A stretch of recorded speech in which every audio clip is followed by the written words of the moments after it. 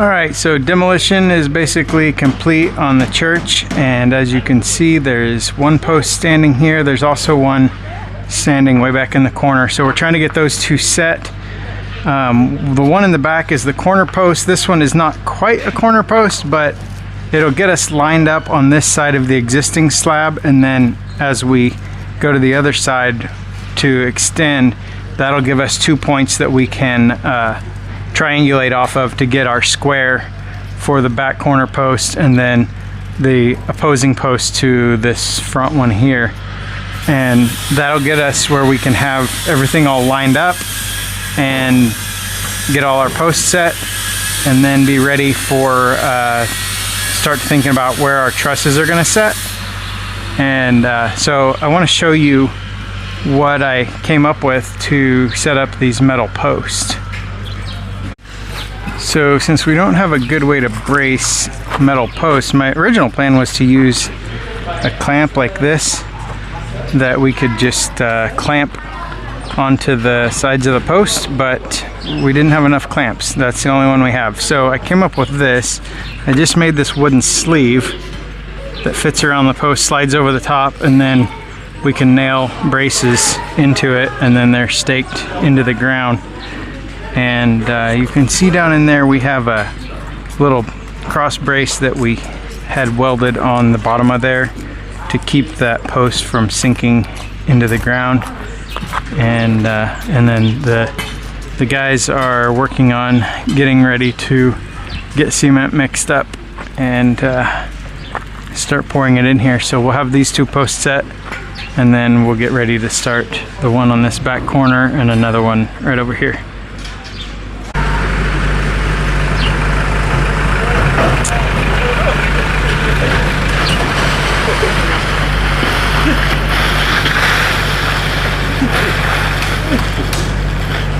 So the guys here are just beginning to mix up the concrete so they can set our posts over here.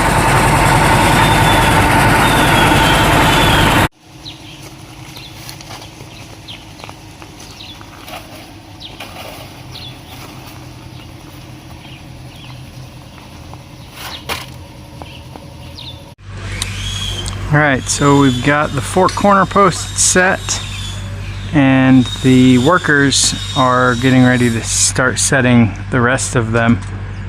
And actually, I say corner posts, but these two up here are actually not the front corners. He's digging that front corner right there, but when we laid these out, there was a set of concrete steps right there that were in the way, so we just went back one post so that we could do our triangulation to get that back corner post in the right spot so it would be square.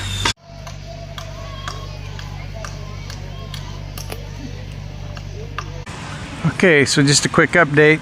You can see behind me we have all of the posts up for the church pavilion, and we have this massive pile of dirt right here, and then back in the very back you can see the guys back there. They are mixing up concrete and pouring into a footing. On that end of the building is going to be a couple of offices, the pastor's study, and then an office for the schoolmaster, which would be like the principal. And so they're working on those. Will be block walls, and so they need a good footing under them, so that's what they're working on there. And then here I'm working on getting the stem wall formed up. I have the outside perimeter done, and I need to work on the inside perimeter. And I don't think, you know, typically we would need just a bunch of bracing on this, and I do need to add, like I have some like right here, I need to add some more of those, but then I'm going to tie the inner and outer together. But the way they pour here, everything is done by hand, so you're not just getting a whole bunch of concrete all at once dumped in. So what they'll do is they'll start around over on this side and then work their way around, and we'll just do it in lifts. So we'll pour basically the footing part first, and then we will I'll have them, you know, they'll make their way around, and then we'll go back over here and we'll do it like in 8-inch or 1-foot lifts, and by the time we come back around, the lower section will be hardened enough that it won't be trying to blow out of the forms.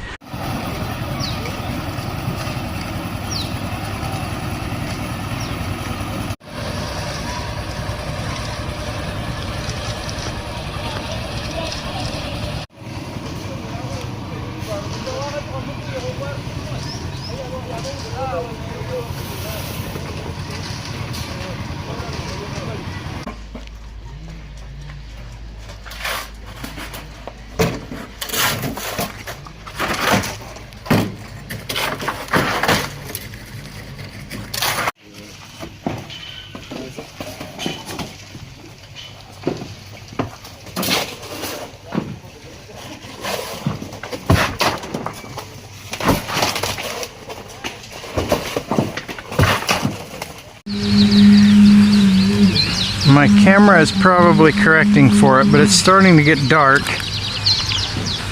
and we're still working. We're about, I think about halfway pouring this stem wall.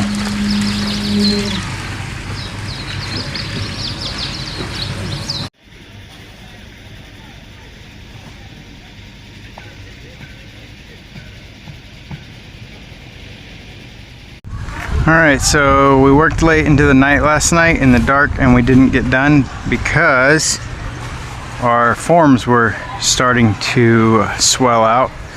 We were afraid of them busting. When we started this, the guys were mixing the concrete pretty thick, and I thought that it would set up enough in lifts as we went around that when we came back it would not cause that problem. And then they started adding a lot more water and it got really soupy and really heavy, and we don't have enough bracing on here for that. And so we had to stop. And so we're back out here this morning and we're gonna get finished, and then hopefully maybe by this evening or tomorrow morning we'll strip these forms and they can start dragging all this fill down into these, against these walls. Okay, so we've got the wall poured and now we're just waiting for the concrete to set up. It's a good thing we didn't go any higher than this because we didn't have nearly enough bracing on it. And I knew that from the beginning, but I thought that if we just poured it in lifts like we were, that it would not be a problem. But we ended up having to put all these little braces, ties across the tops of the forms there, and even they kept blowing out, and we had to add more and then pull them back together and put more screws in them. And so what was supposed to be an 8-inch wall all the way around ended up being more like, right here is probably maybe 9 inches.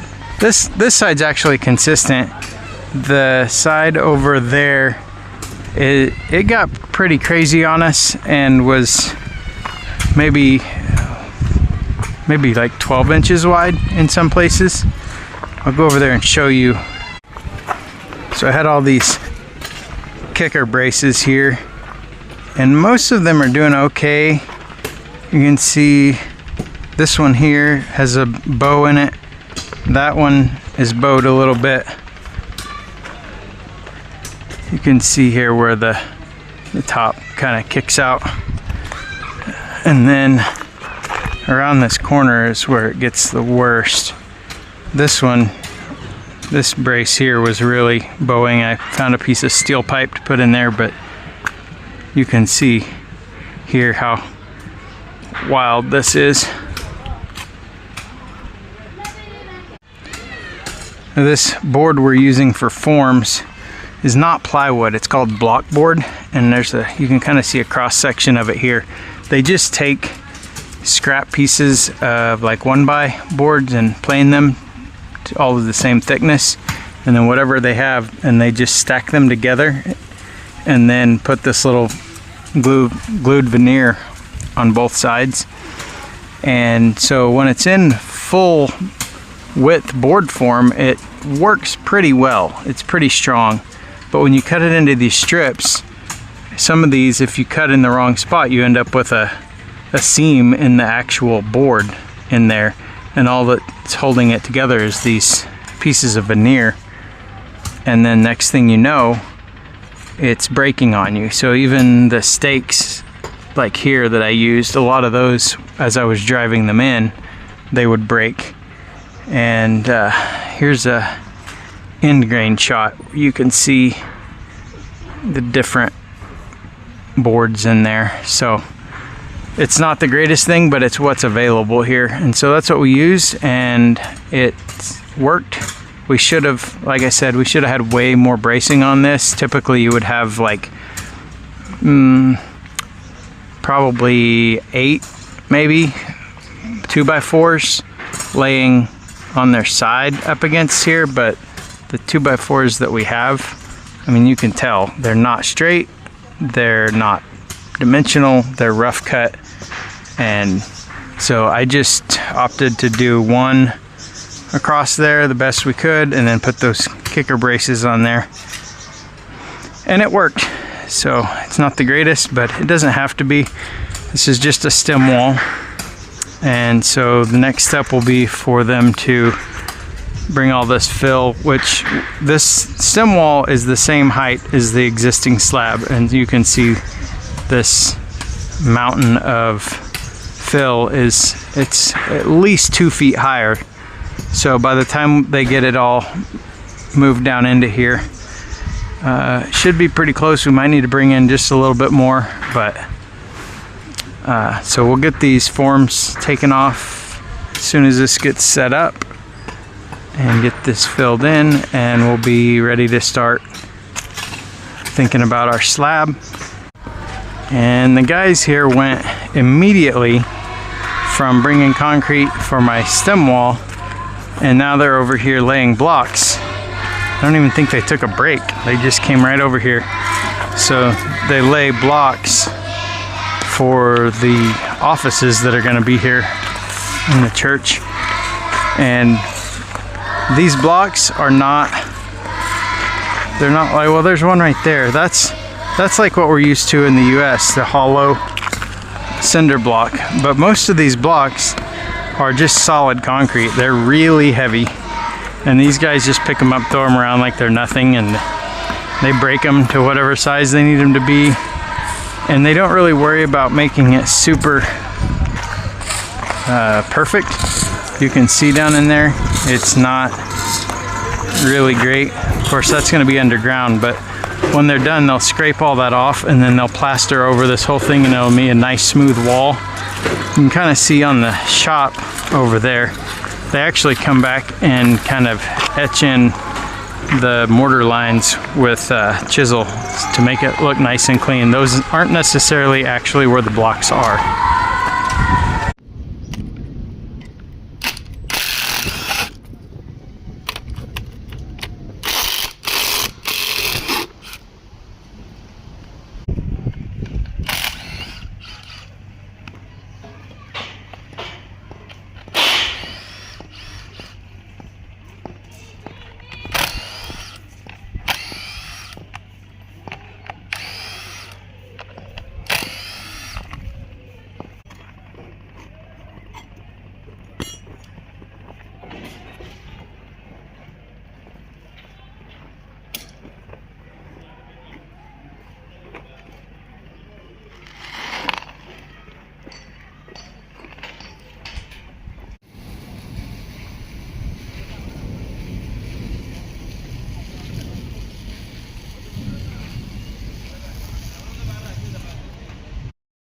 And it's raining again.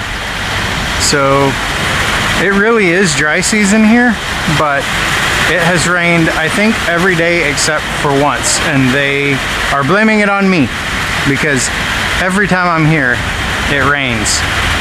And but that's okay, it kind of cools things down in the evening, but it does hinder work, so that's an issue. But anyway, I started stripping the forms off of the wall to let some air get in there so that it can finish curing. I'm not really ready to take them completely off, so I'll do that tomorrow morning and then get the guys to backfill in there against that wall, and then we can start preparing for the slab. So, but that'll all be next week. This is gonna do it for this week. And as always, I thank you for watching, and I'll see you next time.